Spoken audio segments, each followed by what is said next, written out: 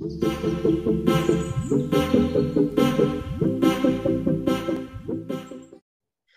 morning, Mark. Welcome, and thank you for agreeing to have a chat with me today. It's great to have you here with me. Good morning, Lee. Thank you very much for the invite, and it's always excited to share everything about UPCYCLE and what we do. So yeah, good morning to you and everyone that's going to watch this. Wonderful, Mark. So UPCYCLE Foundation, it grabbed my attention, and I know a lot of other people's attention out there.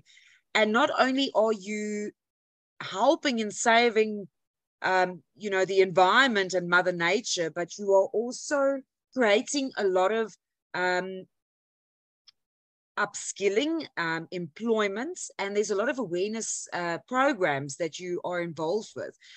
Tell me a bit about where and why your foundation started, your business. So essentially, the foundation, to take it all the way back to the beginning in 2004, is when I met Winnie and we became officially a couple. And I was in IT, and I supported Winnie because she did not like her job, and she's always had this passion. She's always helped people. And we started a company called Crafty Corner. In a very short period, within 2 years, she realized that it's not just about the crafting, it's about the actual waste and the damage that the waste is doing on the environment and how people can help. And around that time, we learned about the term called UPCYCLE. So in 2006, when we started UPCYCLE, she basically drove the company, drove the idea. People thought we were completely insane because even recycling in South Africa was a revolutionary term. Yes. And people were like, what is UPCYCLE? Now, today, it's quite a common term and people are starting to really grasp it. So we started the company, we started the training, and we had no real idea of how we were going to affect the change. But we started it in the same way at Crafty Corner and just put out step-by-step processes. We told people how to upcycle, and we were hoping to get together. Then in 2016, we formalized UPCYCLE into its own company, where we said, right, we now know how we can make a change by teaching people skills, by actually transferring our knowledge to them, not in the formal book way, but in actual skills transfer. So we started making a living. I was long out of IT.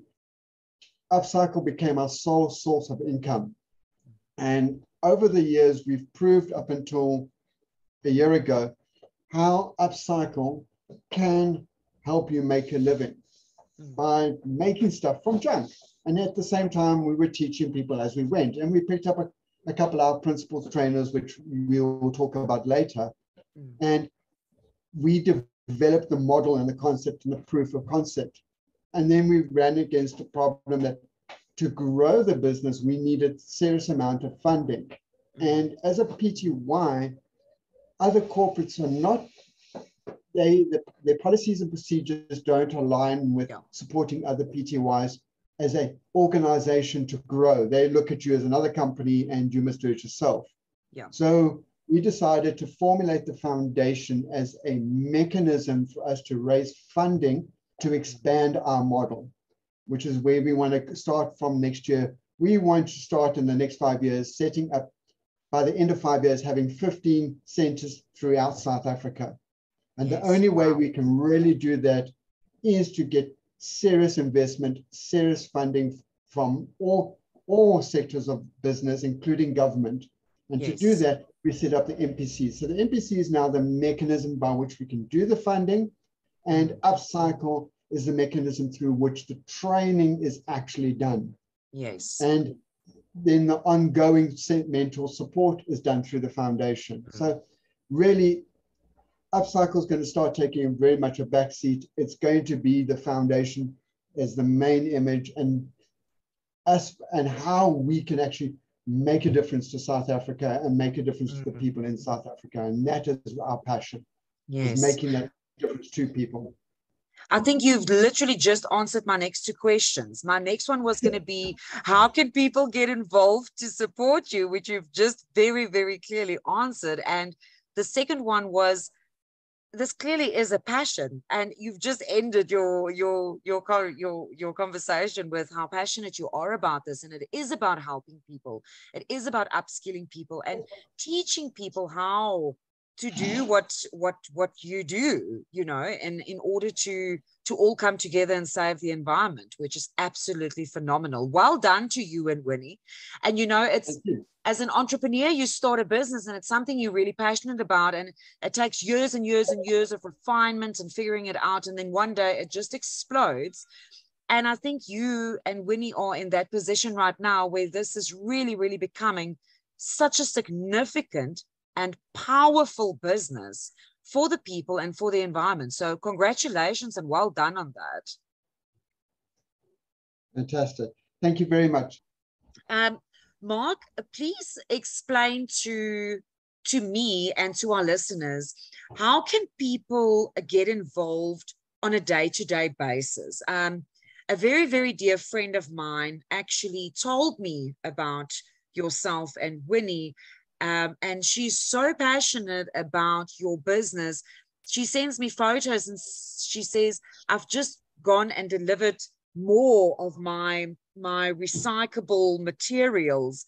You know, how does it work? How can the public get involved? And my second question is, what is it that you actually make, and how can people buy it? Can people support you? If you can just answer those two questions for me, that'll be really cool.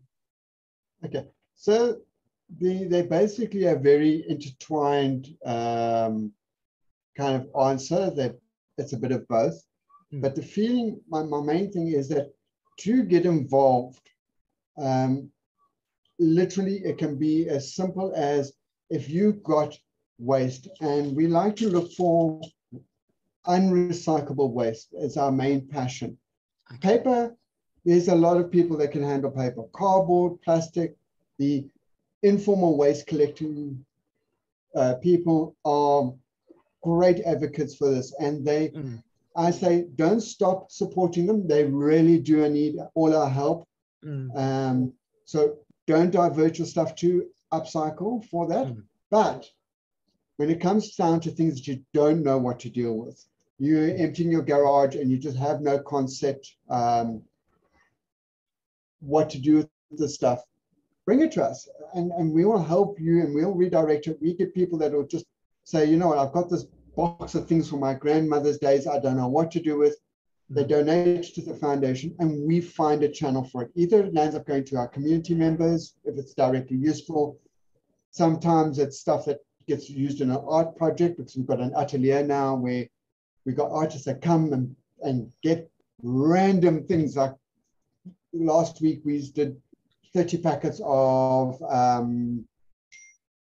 can only describe it as waste, but it was buttons and bottle tops and things like that for F&B, for the ECD centers. It was a bag of goodies for the littlies to actually glue to something and stick together and make, be creative. So it's hard to say what we don't want. It's pretty much anything that's not going to rot, we will take. And even like with Gazilla, when she brings us her recycling, because she's only got a small amount, it's hard for her to put it out. So we just add it into our recycling, because a lot of some of the stuff she gives us has a direct path out of here. But every now and then there's a little treasure that we keep and we take to the atelier. So that's the one side of getting involved. The other one is obviously always the direct funding. So through the foundation, people can donate directly to us. If it's not materials and they want to donate money or financial support, that goes into the whole pot and used for training and growing our community involvement. And then on a corporate level, we ask corporates, if they can't work with us directly, to tell people they know on their level about what we do. Like we work with F&B and AvBob and a couple of big names who donate their billboard banner materials, big stuff. And in their process, they donate it, but to support the system, they buy back, which is immediately goes to supporting the community. Because not only is the community getting training from that material, but by buying it back, we generate income to do more training. And that brings us to the third way, which is, yes, we do have a retail front. We're based in 174 Long Road in Greymont. We do have a full retail shop, and we also have an online store, which is part of the UPCYCLE website. So you just go into the shopping cart. It will take you into our shopping cart, which is completely online. You can purchase through the shopping cart. So any of those activities actually go to supporting the entire structure. Wow, Mark, that is amazing. Cool. Sorry, May's got the car. Don't worry, I'll just edit that out as well. Let me just quickly compliment you on what you've just said. Okay. Mark, that is phenomenal. Well done. And, you know, I think it's so important because it's not just, you know, us everyday Joes that can get involved. The fact that so many corporates are already involved, and I would assume that you will need more corporates that can come on board. You know, the more people get on board, the bigger this is going to grow. And wow, it has been an absolute pleasure, Mark. I don't know if there's anything else that you would like to mention that we maybe didn't cover in any of my questions that you want people out there to know before we say goodbye. The main thing I want people to know is that in doubt, phone us, email us, WhatsApp us, ask us. We love to get involved. We love to share our information. And even on our website, we have a section where it is a step-by-step information for especially the younger people to go on and learn how to upcycle. We just want people to start becoming conscious and support us, and so that we can support that flow of information. And that is my scream all the time. Let's the information flow. Mark, thank you so much. What an absolute pleasure talking to you today. And what an honor to feature UPCYCLE Foundation, yourself and Winnie in this issue of the magazine. It's an honor for us, and thank you so much for your time. I really appreciate it. Cool. Thank you for inviting us. Thank you for the interview. Thanks, Mark. Bye. Okay. Bye.